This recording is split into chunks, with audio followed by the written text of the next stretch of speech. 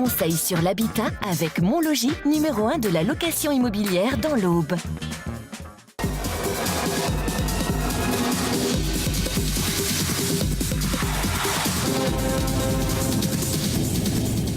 Troisième partie de cette émission consacrée à l'habitat sur Canal 32. Nous sommes ici à Jaucourt, près de Bar-sur-Aube, pour visiter le chantier de Sébastien et Magali qui réalisent l'isolation de leur maison, puisque c'est ça dont il s'agit dans cette troisième partie. Une isolation particulière avec des matériaux respirants et naturels à base de chanvre. Suivez-moi.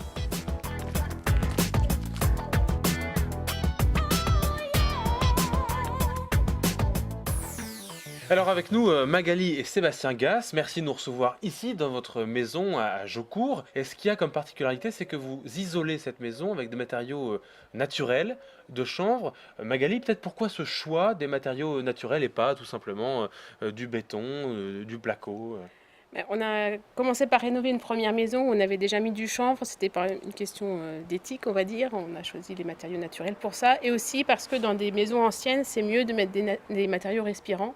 Et le chanvre en fait partie, et surtout les enduits chaud chanvre et l'isolation. Ça change vraiment quelque chose, ces matériaux-là aussi, peut-être au quotidien? Au quotidien, les matériaux respirants, ça permet à la maison de bien vivre, de bien évacuer l'humidité qu'on produit naturellement à l'intérieur de la maison. L'humidité traverse l'isolation en chaud chanvre et derrière ça le mur en pierre. C'est l'important aussi de ces matériaux.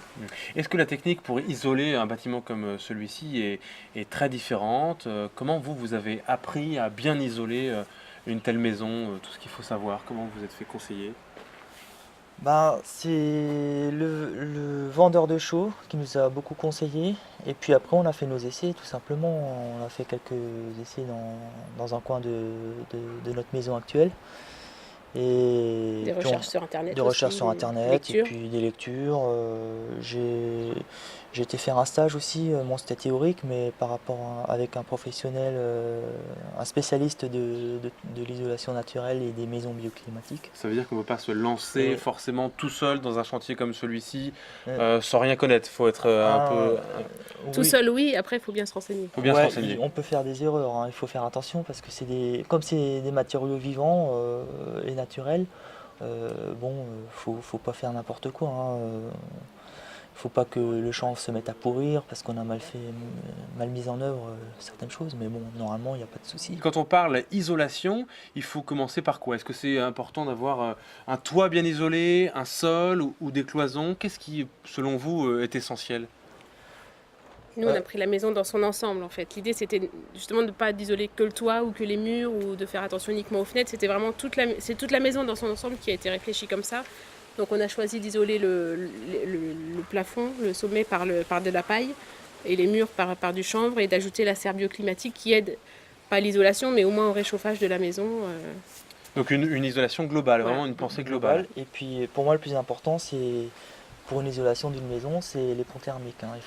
C'est-à-dire quand on n'est pas connaisseur, un pont thermique, qu'est-ce que c'est? Un pont thermique, c'est par exemple quand on a une prise de courant et qu'on sent un courant d'air. Ça veut dire que l'isolant est mal placé à cet endroit-là et que donc on perd une bonne partie du bénéfice de l'isolation juste par ce passage-là de courant d'air. Donc il faut travailler en sorte qu'on n'ait pas ça. Donc il faut que tout soit totalement presque hermétique. Non, c'est pas hermétique. Ici justement, c'est pas. Je voulais pas ça. C'est respirant, mais c'est comme une couverture qu'on s'est bien mis à l'intérieur, quoi. Est-ce qu'une maison comme ça, qui est quand même ancienne, on peut en faire une habitation presque basse consommation en étant bien isolée, Magali, selon vous? C'était justement l'idée première aussi de la maison, et c'est qu'elle soit isolée au maximum et en faisant avec le fait que c'est une maison ancienne et adapter les isolants qui existent à la maison qui existait encore avant. Donc pas trop énergivore. Si on s'intéresse au sol, ce sera quoi pour bien isoler le sol? Il faut quoi comme matériau à la base? Alors le sol, on va prendre du liège par-dessus une dalle à la chaux, toujours pareil. Donc on commence par mettre du liège qui sera au sol? Non. On commence par un hérisson pour ventiler. Ensuite, hérisson, c'est des cailloux en fait. On mettra des panneaux de liège pour pouvoir mettre un chauffage au sol qui sera compris dans une chape et la terre cuite. Donc le sol sera bien isolé, Voilà. pas de déperdition. Ensuite les cloisons qu'on va voir tout à l'heure en béton de chanvre, Chaud et chanvre. Voilà. chaud et chanvre, c'est ça. Mhm. Et puis ensuite le toit c'est de la paille uniquement, il n'y a pas de laine de verre, il n'y aura rien Il y d'autre. aura des Non. panneaux de bois par-dessus, un petit Alors, peu pour. Voilà. Certainement que je vais encaissonner la paille dans des panneaux de laine de bois, au moins d'un côté, et des panneaux peut-être normaux de l'autre. Mais bon, en tout cas, la paille sera emprisonnée dans les panneaux, quoi. Est-ce que les fenêtres c'est aussi un élément essentiel quand on pense isolation? Il faudra aussi y veiller dans votre chantier, dans votre maison. Magali. L'objectif, c'est de prendre aussi des bonnes fenêtres, au minimum double vitrage, Et à partir de là c'est une maison bien isolée. Ouais. normalement.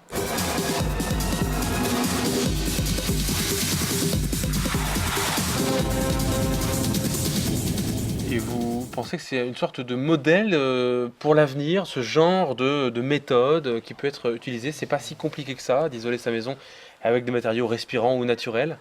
Ouais, alors comme on est complètement convaincu, oui, on espère bien, oui. Mais bon, après, en tout cas, pour nous, c'est la solution. Et c'est vrai que ça commence à faire un peu boule de neige. On a déjà des amis qui commencent à utiliser la même méthode. Et bon, Ouais. je pense que c'est une solution intéressante. Alors là, Sébastien Magali, on est à l'étage de la maison et on est devant une sorte de, on dirait une toupie, hein, quand on fait du béton, du ciment, mais c'est pas du tout ça. C'est un malaxeur pour faire quoi précisément, Sébastien? Alors, c'est un malaxeur qui sert pour nous pour faire le béton de chanvre. Votre matériau d'isolation. Voilà.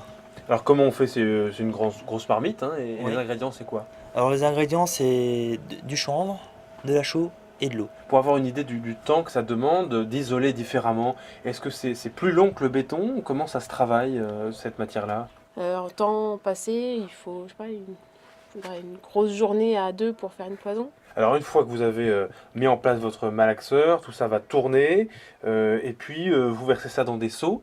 Ouais. Et ensuite, comment vous faites pour l'appliquer sur ces cloisons qu'on voit derrière vous? Alors on ne l'applique pas, hein. On a fait, donc c'est une cloison au sauteur de bois, on y a mis des banches. Donc, Et donc- les banches, c'est deux panneaux de bois. Oui, Allez. oui, d'accord. Donc on voit bien, il y en a un là, il y en a de l'autre côté. Oui. On Et renverse, vous renversez tout simplement. on met à une couche, l'intérieur.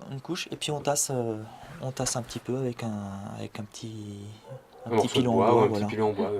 Ça paraît tout simple comme ça, mais est-ce que ça tient dans le temps? Est-ce que c'est robuste? Est-ce que ça va tenir aussi longtemps que la maison, c'est-à-dire des centaines d'années? Est-ce qu'on vous espère?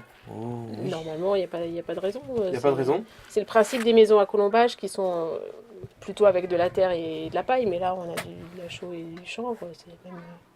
C'est Et- censé tenir longtemps. Oui. Et en ce qui concerne la solidité d'un mur comme ça qui sera en béton de chanvre, est-ce qu'il est aussi solide qu'un mur classique en parpaing par exemple?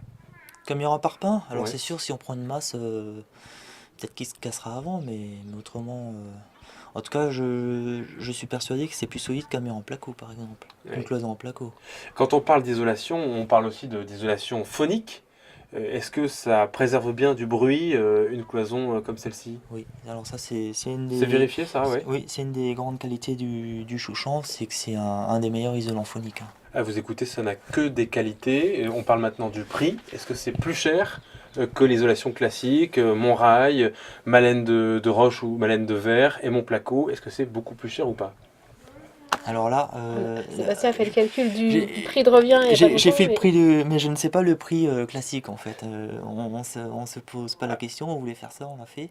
Alors le prix de revient alors- d'un mètre carré, c'est ça? Un mètre carré. Ouais. D'un mètre carré à 15 cm, on est à peu près, prix de revient, je parle des matériaux, hein, Oui. cloison, ossature bois, tout compris, En on- de finition. on est à peu près à 25 € le mètre carré. 25 € le mètre Ouais. carré. Bon, il faut faire le calcul Pour avec 15 ceci. cm, hein. Alors après, il faut comparer ce qui est comparable. Voilà, on a vu une méthode d'isolation particulière, naturelle, écologique, avec notamment du chanvre pour isoler les murs ou les cloisons. On va maintenant voir un autre exemple d'isolation beaucoup plus classique et on va voir quelle est la différence. Regardez.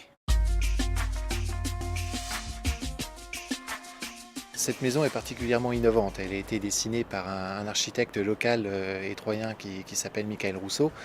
J'ai eu la charge d'assurer le suivi de chantier et le montage de projet, de telle façon à faire de cette habitation une habitation passive. Autrement dit, une maison très isolée thermiquement et au-delà des normes qu'on peut attendre à l'heure actuelle. En termes d'isolation, au sol, on est isolé avec des panneaux de polyuréthane, avec plancher chauffant, et pompe à chaleur au haut avec forages verticaux pour la partie chauffage. Après, sur les murs, on est en isolation par ouate de cellulose, par voie humide. La particularité de la ouate de cellulose, c'est d'avoir une meilleure étanchéité à l'air par rapport aux isolants traditionnels et également possède un meilleur déphasage. Le déphasage, en fait, c'est la particularité que peut avoir un isolant à retenir la chaleur au sein de l'habitation.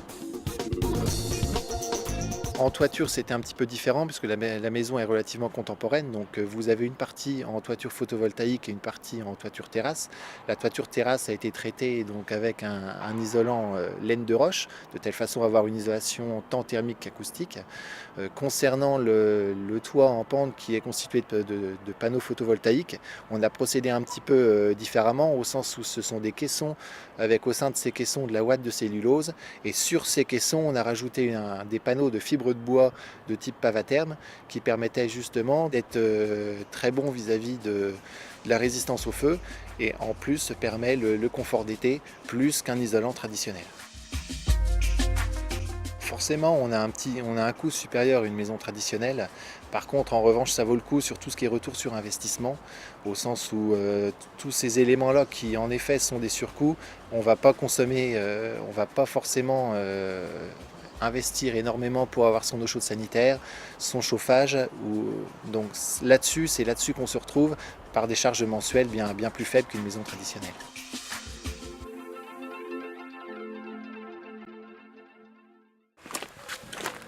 Merci beaucoup pour De cette rien. visite et surtout bon Au courage revoir. pour la fin du chantier. Merci. À très bientôt. Au revoir. Au revoir. Voilà, c'est ici que s'achève cette émission consacrée à l'habitat et plus particulièrement à l'isolation. Il y a différentes méthodes, vous l'avez vu pendant cette émission. Maintenant, la vôtre sera peut-être la meilleure. À très bientôt pour une prochaine émission consacrée à l'habitat.